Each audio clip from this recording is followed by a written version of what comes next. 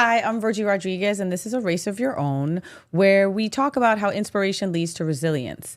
And today's guest, I'm really excited to have him here. He's an executive producer, storyteller, content creator, and I would almost say a voice for the industry lately.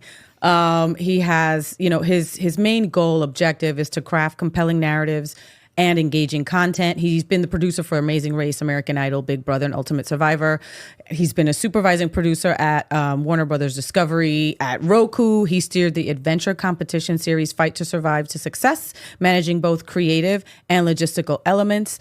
And his mission is to create content that resonates and sustains audience engagement. Welcome to the show, Patrick Caligiuri. Thank you for having me. Thank what you an for intro. being. I know. I try. I'm like, audience applause. Welcome. No, Patrick. I'm gonna start like off the cuff right away. Like the way you have been, and you just said a voice for the industry. A lot of people are saying that to you, and not to put pressure on you. No pressure. No pressure at all. Yeah. But you have just been this voice that I think a lot of people have needed. Right? Strikes, all that, all the good stuff. Right? COVID, all of that. I appreciate that. I just am also a person that's in it as well. And I think that's one of the reasons that is resonated with a lot of the community is I'm just as much in the trenches. Mm-hmm. So I just started speaking, the way I saw the industry changing. And fortunately, that caught on with a lot of people. Mm-hmm. And it's nice to know that a creative industry, which has always been kind of cutthroat, always competitive, is finally kind of coming together because we all kind of realize we're all creatives and we're all in this mess. Mm-hmm. And what is the next thing? What are we trying to achieve? Where do we go from here? Mm-hmm. Yeah. And to have somebody that's just like, I'm just going to talk about it. And I'm just going to talk about my perspective. But somehow that has just resonated. It's a testament to what you're talking about because it's really resonated with a ton of folks, right? So it's just, and I saw that you just shared LA Magazine. You did an article for Los Angeles Magazine. Yes. Where, it talks about streaming giants and tech companies transformed Hollywood's creative landscape. Mm-hmm. So has it really been them that have transformed it? Or has it kind of been part of the community that's like, you know what? We're kind of sick of what we're seeing and we're going to take matters into our own hands. It's a little bit of both, but you have to remember that a technological change has always happened in Hollywood. It just hasn't happened during our lifetime. So these elements of technology from when silent films went to talking films, when the radio era went to television, and basically, the last time we saw a big transformation was when cable came up in the early 80s. And I was kind of a tyke back then. Yeah. So for 40 years, really nothing has happened. And all of a sudden, we're now going from television to internet. So there is a seismic shift that's happening, but no one was really prepared for it. No one was ready for it. We kind of saw it coming down the road, but I don't think we expected it just to come to a full stop. We all knew like, broadcast will eventually die out or cable eventually died. It just died one day. It had a heart attack or stroke. And collapsed on the street. And all of a sudden we go, oh shit, we're all out of a job. Right. So I think a lot of what's happening is the creative industry is now having this kind of come to Jesus where they're looking at themselves and they're saying, okay, well, we've been creatively helping these corporations for a long time. We're not getting a cut of our pie anymore. We're doing all the work. We're doing all the storytelling. And we're also not being allowed to tell the stories we want to tell. We're being told that we have to make another superhero movie or we have to do this. And a lot of us as creatives, we love to create. We have ideas, we have scripts, we have so much that we want to offer, but we can't. And I think this is an opportunity where we see sort of like the wasteland, but I always say where there's chaos, there's opportunity. Mm-hmm. And so I think a lot of people are saying, well, if we're moving towards this creator economy, and that's what Goldman Sachs is predicting, they're predicting it to go up by 500 billion over the next 2 years. In 2 years? That's 2 years by 2027. Wow. Okay. So a lot of us are saying like, well, why don't we make our own shows? And I think more people are feeling empowered to do that. Because it's like, well, if I'm ever going to have an opportunity this is the opportunity to make something. And I think honestly, in order to survive whatever this slowdown is, whatever this transition is, the people that are going to be the most successful are going to be the people who are most proactive. Mm-hmm. Mm-hmm. And I have you here. And that's why I have you here. And I'm on this couch. Yes, exactly. And, and a couple things you said to that, about, superhero movies and whatever. And it's what I'm realizing, even on TikTok, it's like, it's about the everyday superhero, right? Like, that's what people want, including people in the industry, right? Like, your credits are pretty solid. Those are big shows. Those are big credits. So imagine if, yes, I would tap into a show that producer Patrick did on TikTok. I hope so. Absolutely. Yes. Yeah. Absolutely. Because I'm like, I'm going to support you. And I feel like even that's happening just from a consumerism standpoint, right? Like, consumers are saying, I love what Patrick's doing on TikTok. Yeah, I'd watch his show. And that's actually a model that's already in place. And who does it really well are comedians. Comedians are able to leverage social media to where you get a little clip of their, of their stand-up and you go, wow, that was a really funny joke. But then I want to see more of this comedian. I forget what his name, Matt. What's his name? Really handsome guy. I forgot his name, but I know he's got like the chiseled jaw. That guy. That guy. But like he's that guy. And I'm gonna think of the name when I'm driving down Sunset. Right.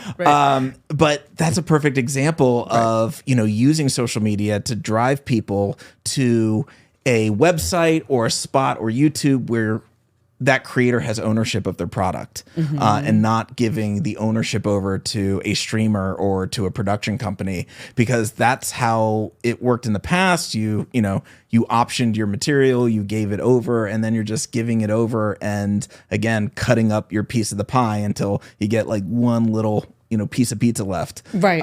As opposed to everybody saying like, gosh, I did the creative, I did the writing, I did the narrative, I did all of this. But why are everybody taking their slices of my pizza? Right, exactly. And even just back to that other point that you said, I was a dancer. I was a choreographer. I came up in a time where music videos had these $1 million budgets. I had worked on huge Missy Elliott music videos where we were properly... I love Missy. Who doesn't love Missy? I live for Missy.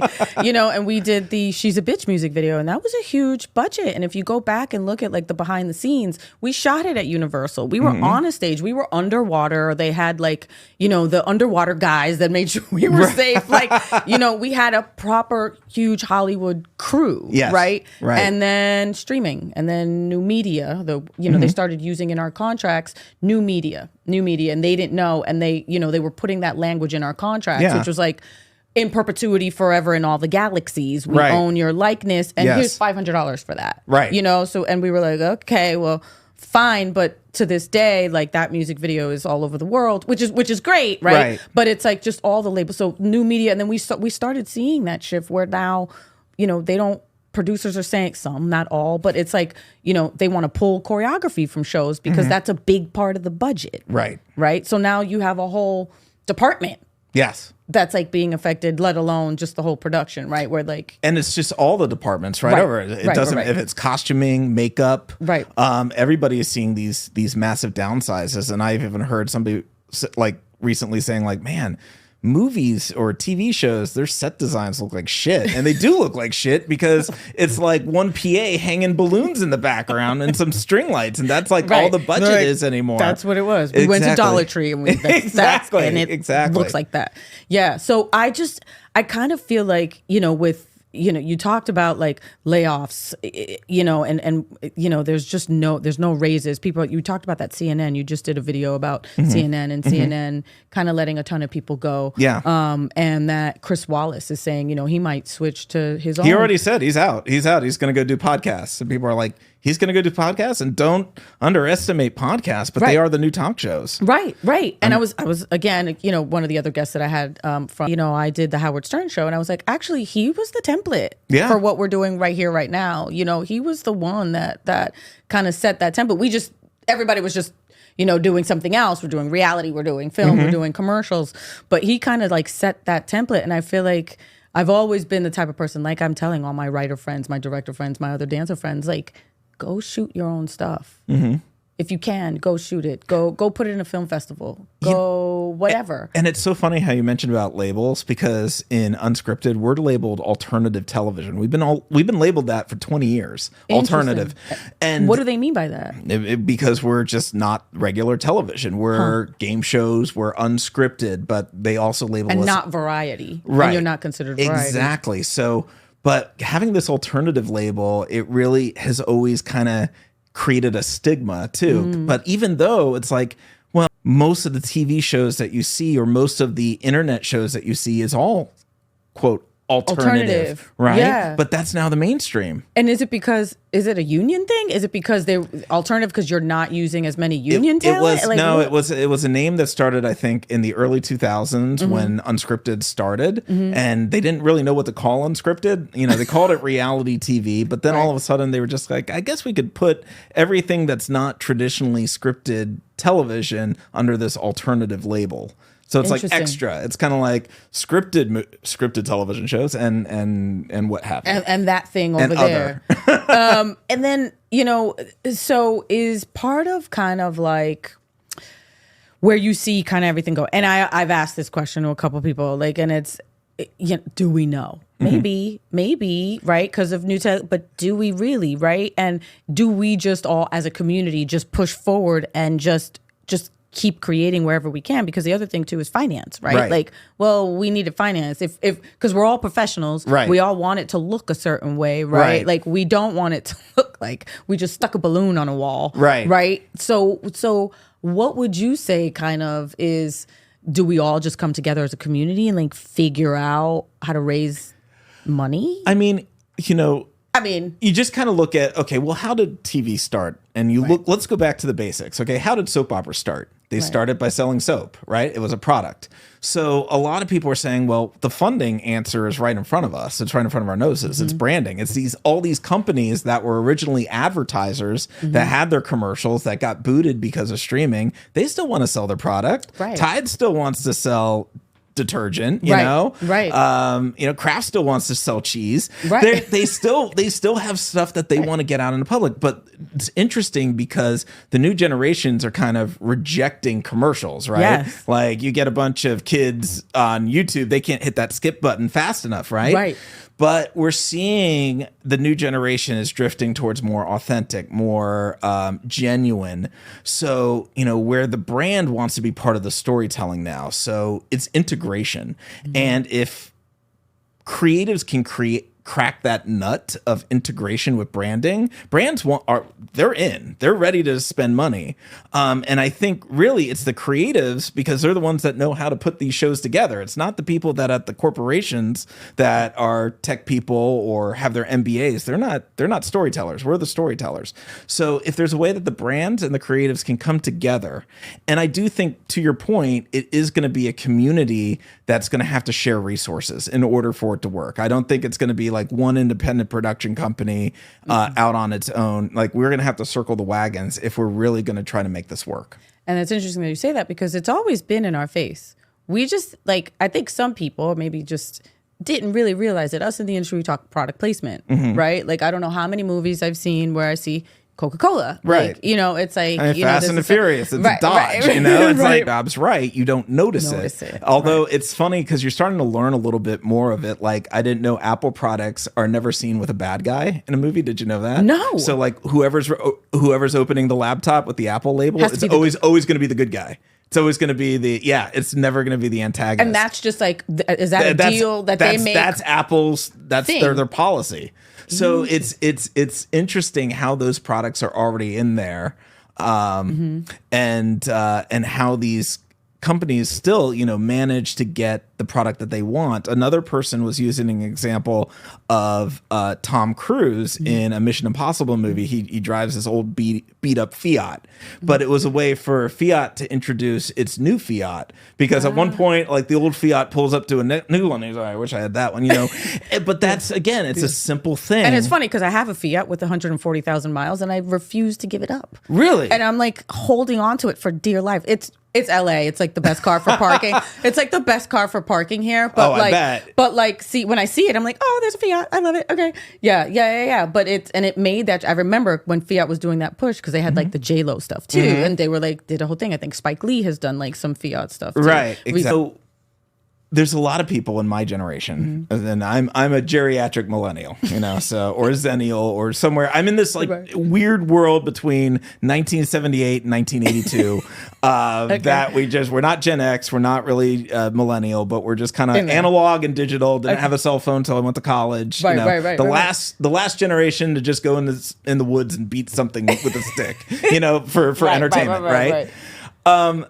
But I started saying, why is everybody my age talking about what Gen Z wants and what Gen Alpha wants? Why don't we just ask them? Right. Because for some reason, there's this stigma of, I think I know better than the next generation, or like they don't know enough. But you know what? The thing is, you have to like listen to the younger generation, and they are much smarter than you give them credit for. In fact, my son's Gen Alpha, and he's doing things in second grade that I wasn't doing until middle school.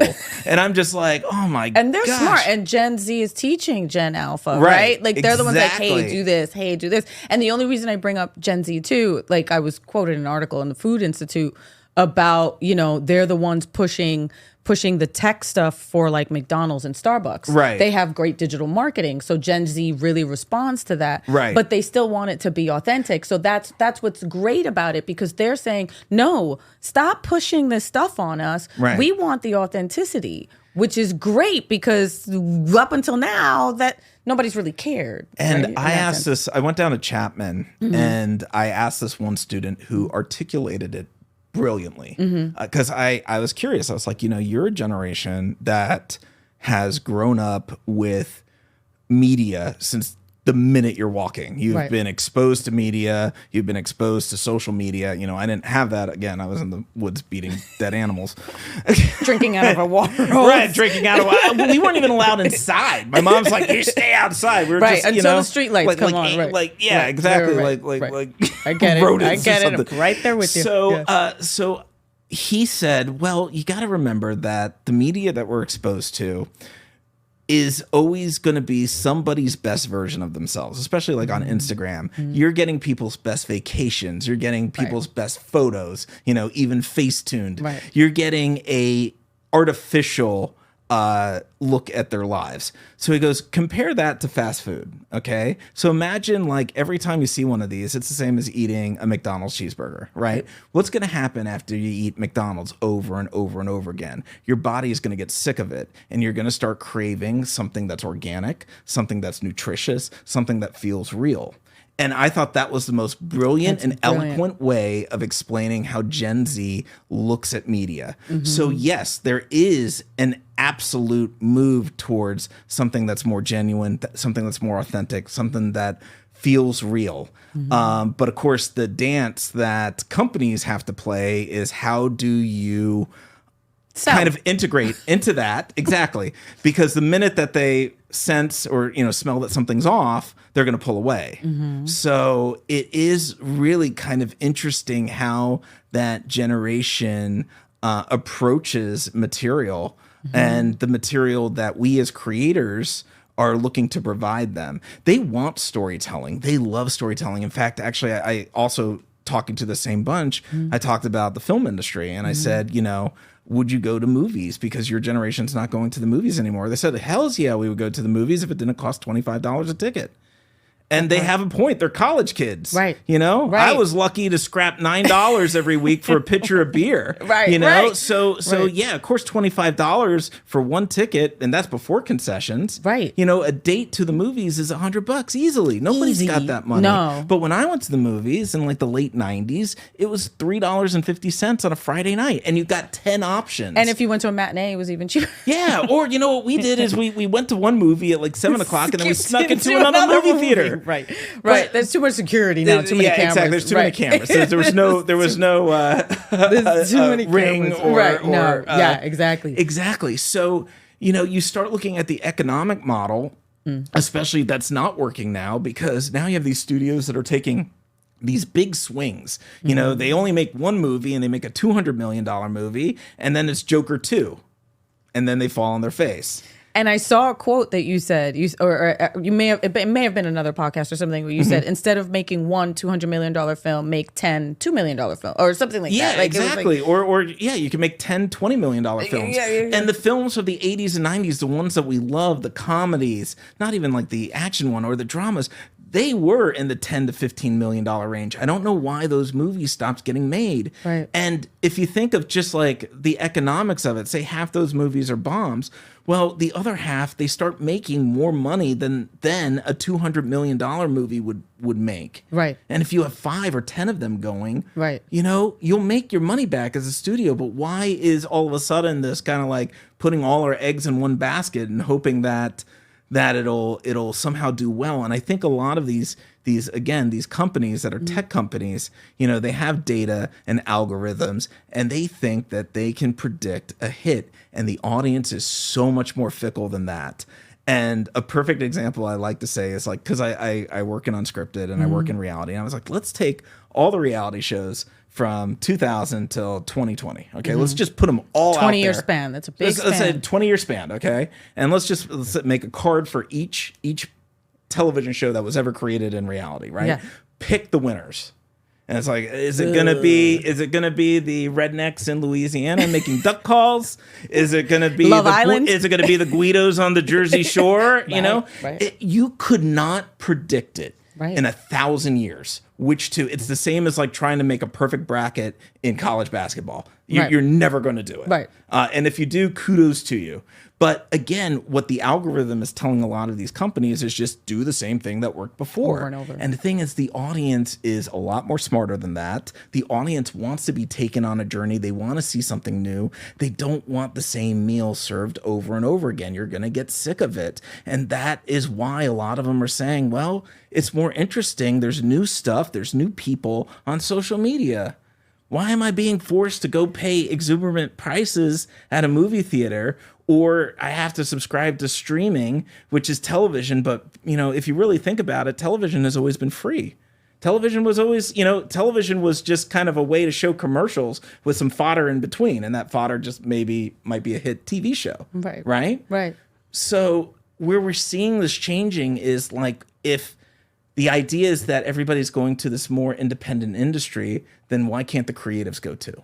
Right. And it's interesting that you say that too, because it's because they're driving a Lamborghini or they're wearing, $1 million pearls. I don't know, whatever. I mean, I even heard they're not even buying into that. They're like, I don't even care. Well, there's a lot of fakeness to it. I even know there's like, I think there's a set somewhere here in Hollywood that's a fake private plane set that people rent to take selfies in so they could seem like they're in a private plane. And you know what the thing is, like, even the pranks are fake. It's because you have these people who are not actors, and you go, gosh, that's even worse than like a bad B movie. Right. And that's the thing. Like, that's part of the reason why I even started this, being in a race of your own, which is that's what this is. It's like, you can just be in a race of your own. You were just in a race of your own. Patrick, you're a producer, you've done stuff, and then you just started talking. That's your race. You saw it, right? We've been up, we've been down, we plateau sometimes there's tumbleweeds, right? But we always have to find that moment where, like, okay, well, this is just my race. I can only focus on my race, right? Where do I go from here? Well, if I'm just authentic, if I'm just myself, if I just speak my opinion, if I just, it's almost like, you start, for me, social media, pop culture, etc. It's like studying trends, right? Yes. You study the trends, just like you said. How could a studio really pick out what reality show was going to be a hit? They couldn't, but you might already know, because of what you do and your experience. Hey, why don't we pull Patrick in, right? Why don't we pull him in and ask him his opinion? Because this is what you do. This is in the 20 years of being a storyteller, you know what I realized? It doesn't matter what the subject is. As long as you know how to tell the story, you can make anything interesting. And I truly believe that. Like, people like, there are stuff that is just naturally more interesting. Somebody who jumps out of a plane for a living is going to be somebody you want to talk to. But, if you really know and, go to go to a restaurant and find the dishwasher, but listen to their story. Maybe they came here on a treacherous journey to get into the United States. And, there's still like ways that you can draw an audience in, because it really depends on what is relatable to your audience. And that's what we're looking. And I think I mentioned before that even though it's television, or you call it reality TV or film, it is a reflection on our society. Art imitates life. And you see, and it may not be in so many ways, and it may not be like a nail on the head. You may not see it. It may be subliminal, but through music, through music videos, pictures and sound, we are able to kind of showcase our times. And I think that is really a value to us, and we as creatives see that. I don't know if people above see that. And where this kind of replacement of art to profit happened is where we started becoming problematic. And it's interesting that you say that too, because and I think the viewers would agree, at least I would hope so.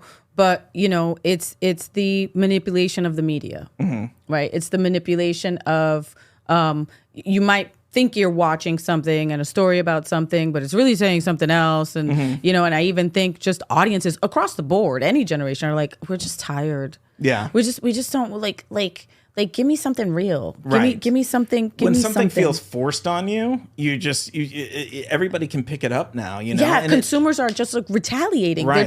They're just like, we don't want it. Like we don't like it's so in our faces now. They're like, even award shows, as much as I love to watch them, as much as I love the fashion and the glitz and the glamour, it's people are just like, it's because there's so much saturation now, and so in order to break through the noise, people think you have to be louder, more aggressive.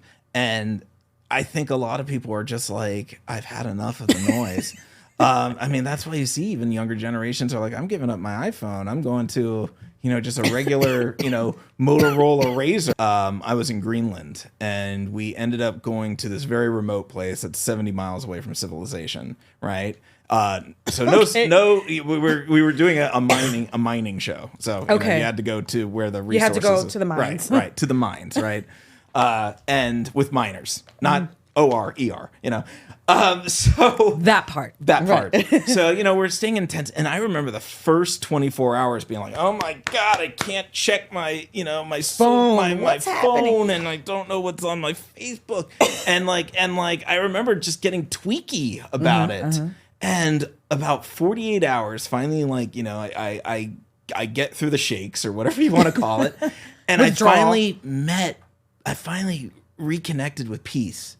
And I reconnected with nature, and there's a glacier, and we're in a fjord, and it's beautiful. And then all of a sudden, I didn't care anymore. And I remember just and we were doing this for 8 weeks. And I think it was the most if we ever have a chance, it's impossible to do, especially when we're connected with anything. But if you have a chance to disconnect, it really changes your perspective. But then I come back into the real world, and Wi-Fi shoots up, and then it's emails, hundreds being like, why aren't you online? Why didn't you come online? Why don't you come on? Here's the link. And it's like, wow, they freak out when you don't show up. And it's interesting. I've talked about that before too. It's like being in the present. Yes. Being in the present, I don't know, I can pretty much on my phone, I say it all the time. I'm like, okay, I wake up, I can go check my phone, and I can order food. Yes. I can watch a movie. Right. I can freaking do my budget if I want. There's you can do you do your receipts. It's just about being distracted, right? And I'm kind of going somewhere with this, because I just spoke to another screenwriter friend of mine that is doing an animated project with DMC from Run DMC, and it's about hip hop and kind of positive and this positive storytelling, and it's about, for me, what I'm realizing, it's we're so tapping back into ourselves, right? And just as creatives, right? Yes. Because we are at the forefront. People could look at us and be like, well, what narrative are you pushing, right? Right? They could look at us that way too, right? Well, you're pushing this narrative, but it's it almost sounds like, and I called him and I said this to him, I was like, you're a mindful screenwriter. We're actually taking into consideration what is really the story because now if we're going to control the stories, now we're controlling those narratives. And if people are tapping into what we're saying, right, then they're going, well, I know the narrative that Patrick's Well, people gonna believe give their me, own right. narratives these days, and that's a big problem. It's like everybody's got an true. opinion and a voice. Well, that, and then yeah. and then it becomes, what is the objective truth? And I've always kind of said in this age of journalism, and I went to journalism school, and I started off in news. Nice. My career started off at CBS News. Nice. And because now we have these editorials where we blended opinion with editorial. And originally they used to be separate. We used to know what was opinion and what was editorial. And for some reason, well, I know the reason they kind of deregulated everything. Yeah. So, the idea of journalists, and I know journalists are freaking out because they're seeing their industry also getting cut. We're all part of the same media. It's all the same umbrella, right? So our money is the same money that is their money. Yeah. Right. But if somebody is going to be a journalist or going to at least present themselves as a journalist, they should be labeled as a journalist. And if you are labeled as a journalist, then you are up to defamation and slander just like any other journalist. So, money talks when it comes to journalism. Just ask Fox News and Dominion, Right. So, but that's how you hold, the truth accountable is you have to say, hey, are you willing to get sued for millions of dollars if you're wrong? Right.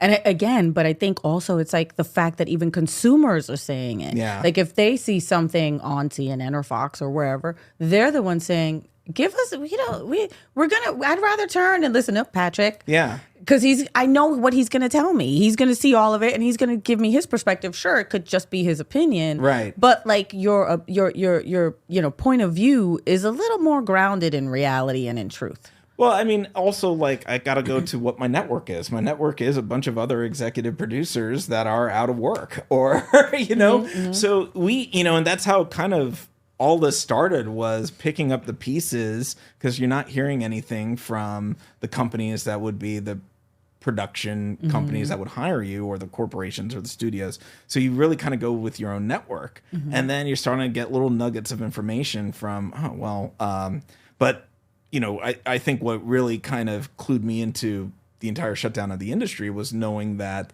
the people that I always knew to be working, the people that I always knew that always had a show coming down the road, that they were out of work. And then even the more impressive people I knew were doing things that I would never think that they would ever do, like doing DoorDash runs or, driving for Uber. Yeah. And that's when I knew something was up. And there's a serious situation. Yeah. And it's no longer everybody trying to play it cool, like, oh, yeah, I got a few stokes in the fire, which we all tell everybody, it's full of, we're all bullshitting we're each all other. Like, but one thing about reality producers, like, don't bullshit a bullshitter. We could see through it. We could see through each other. And so it's like, come on. Well, what are you working on? Well, what is it? What is it? This thing is coming down. Okay, I'll be honest with you. Okay, but this is just between you and me. Right. Because nobody in our industry ever wants to talk about their hardships, because that's how we are geared, and we are kind of set up for this industry is, you don't talk about Fight Club. Because if you all of a sudden start admitting that you're not being hired, people look at you like you're radioactive. Right. Ooh, what's wrong with him? Something's wrong with him. Nobody wants to work with him. And same with actors. Actors I think have it really bad, because all of a sudden you're hot and then you're not. Yeah. And you can't tell what is the reason that somebody is. I look at Brandon Fraser and it's like, what did he do? For that somebody said no to him for 20 years. Right. It's almost like this blackballing thing. And it's this silent battle sometimes that and it comes from somebody who has probably a grudge, and then it's like, well, he didn't hire him, so and then the problem is, especially us who work in production, is we internalize that. And that was a big problem that I saw earlier this year, is because we work in production, because we love what we do, because we've struggled so hard to break it into this industry, that people were taking it so personally, because you do believe you become part of your job, especially if you're spending 18 hours on set. You're like, I am a producer. And if I'm a producer, who am I? If I'm not a producer, who am I? Yeah. And unfortunately, that led to colleagues of mine that ended up committing suicide. Oh my God. Sorry Of to course, hear I that. can't give the reason to exactly that's fine. why, but I did get emails from these people months before they did take their lives, being very desperate, of saying, I need to find work. And I could only make that assessment from there. But you do know, because you feel it yourself. You're like, if I'm out of work, and I can't get work as this position, what am I going to do? And I think that really was my motive to start really trying to explain the situation. So people knew that it wasn't them, and at least they would have the information, whatever they needed to do for their next stage of their life, whether that is move out of LA or change industries altogether or start something new. Maybe somebody wanted to always start a restaurant or a coffee shop. Right. Maybe they are ready to move on, but what's happening in the industry isn't them. It is a transitional change. It is an evolution. But if you have the knowledge of what's going on, you could at least enrich your life a little bit better for what you want to do next, instead of just kind of waiting, hoping to hear something that is going to happen that doesn't. And I think that would be more devastating to people than actually knowing the truth. And that's great. And I'm, sorry to hear that, my condolences, but also that kind of boils down to me, which a lot of what I talk about here is purpose, right? Like you found a purpose in that. You took that activated action in saying, well, I feel like I want to talk about this because this is like real for a lot, like really real. This isn't like the glitz, the glamour, this is this other side of real people, like the working class, so to speak, in the industry that's been in it for years, that it becomes their identity, right? Yeah, yes, I'm an executive producer. Yes, I'm a producer. Yes, whatever it is.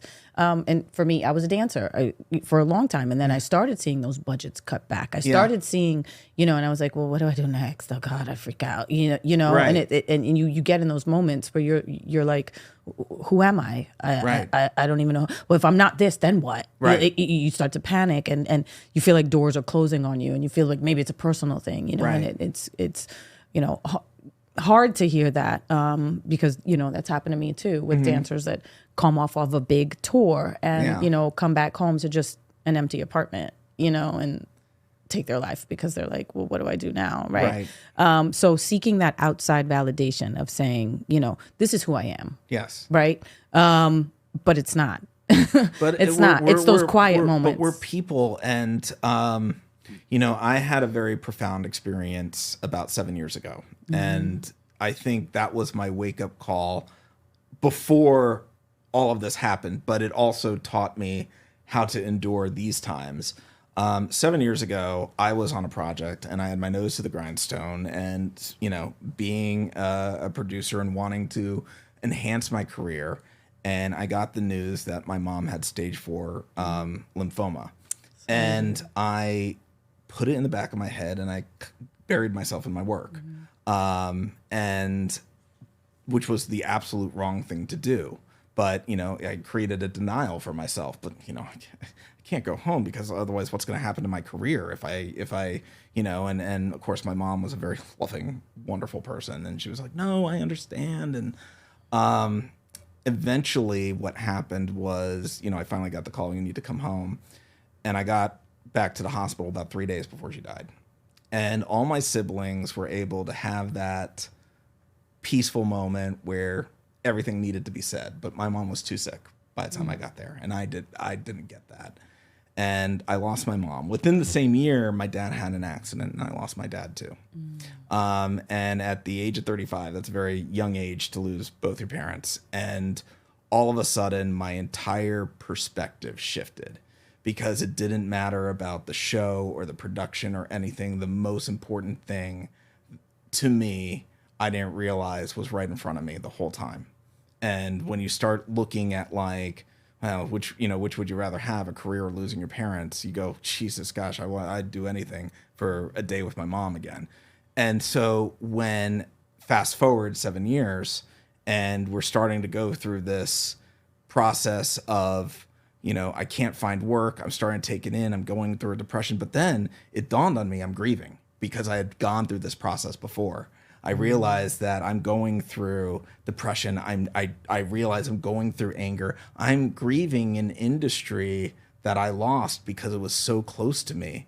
But then I also started kind of thinking back 7 years. I'm like, but I'm bigger and more important than my job. You know, I have my wife and I have my kids and I have, you know, food on the table and a roof over my head. The most important things in my life, I should be the most grateful for because I have my health. You know, I can get up after this podcast and walk to my car. Yeah. And sometimes it really puts your perspective in place of like, wow, geez, you know, we're only on this planet for a finite time, you know? So if you're here for such a finite time, then let's make the best of it, right? So let's turn those lemons into lemonade, right? So in this period of transition that we're going through right now, there are two, you know, ways that you can go. You can either ignore it and be in denial about it, hope the industry comes back, or you could say, hey, you know what?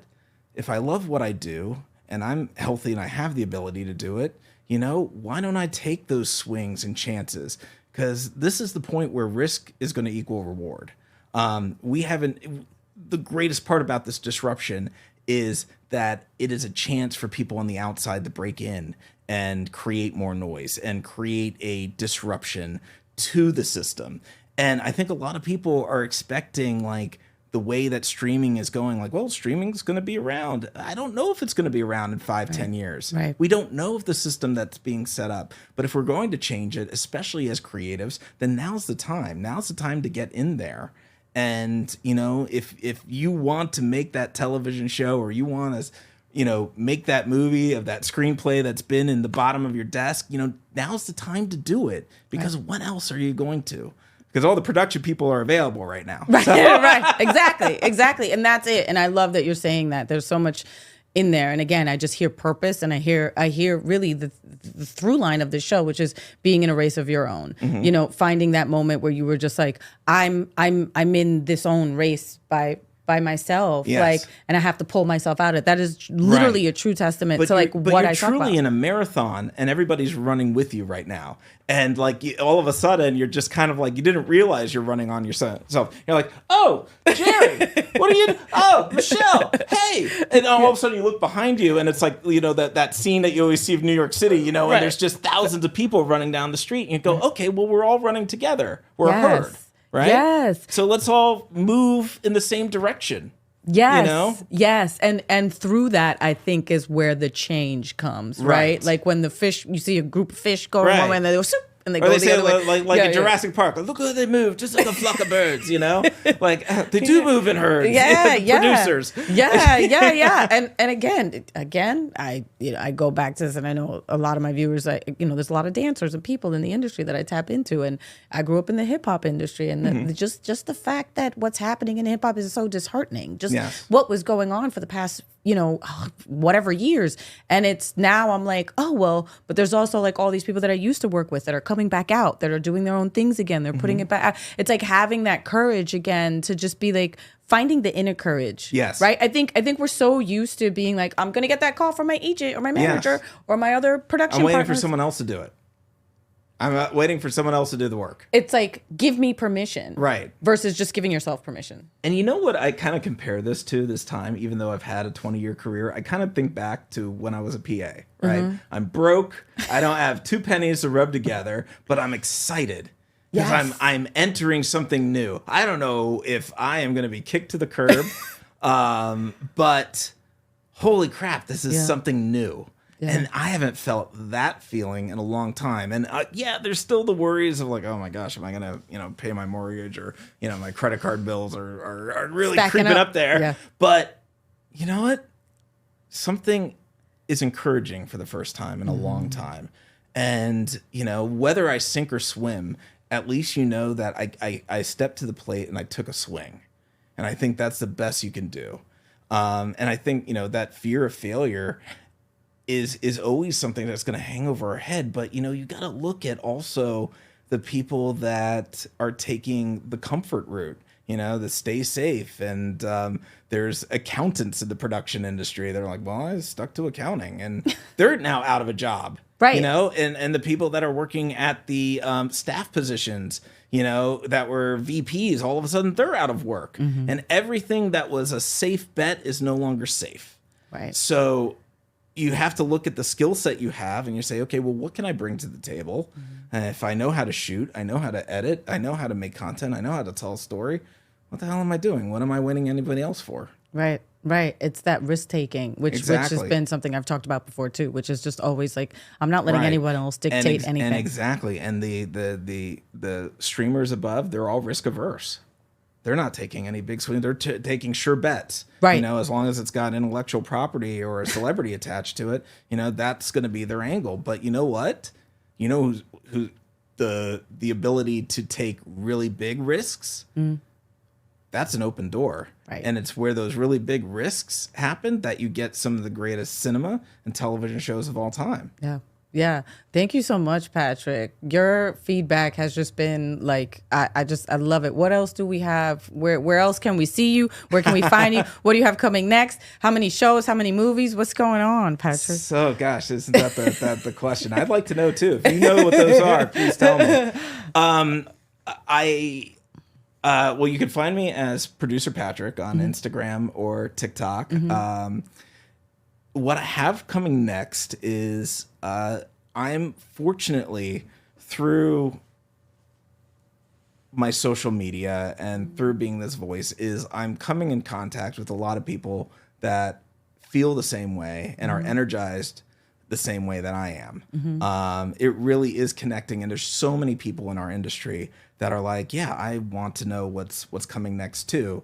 I don't want to stick my head in the sand and wait for what's happening. So I fortunately have teamed up with a platform that's going to be coming out soon. It may come out by the time this podcast is out.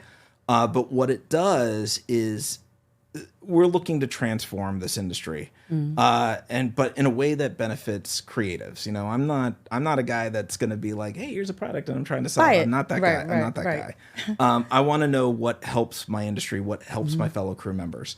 And what this platform does is it takes a show. You could put a show, you could put a movie, you could put a TV show, whatever your passion project is, right? And it doesn't have to be a passion project. If you are a professional, you can put your stuff up there, and it'll delegate the equity of the program to the entire crew. Wow. So if you're the gaffer, if you're the PA, you get a piece of that back end instead of just the executive producers at the top taking it all, right? Wow. And that is a way to incentivize production staff, not only to just make a better product, but at the same time, it's like they're reaping the rewards of their work. Not somebody who's like, I approved the project, I sent 2 emails, and now I get a check for 30%. Right. You know? Right. So it's actually the people that deserve the work. And like I said about branding, you know, the other thing we're looking to do is to have this as a platform where brands can come on and see where they want to partner. That's too. brilliant. So that's brilliant. That's the platform I'm working on now. It's going to be called Share in case Share, it's out. Yes. And it's made by filmmakers for filmmakers. Nice. And so that's what I'm working on. And in the meantime,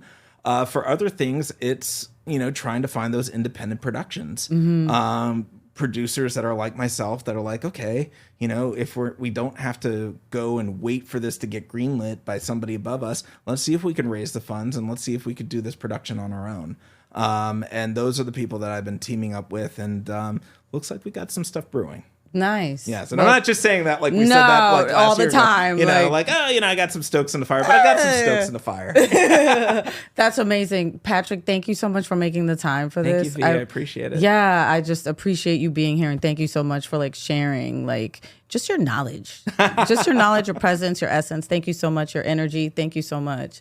And this is Virgie Rodriguez for A Race of Your Own. Please leave us comments, ask questions. We'll try to get back to you as soon as we can. Follow the page, subscribe to the page, and we'll see you next time. Peace.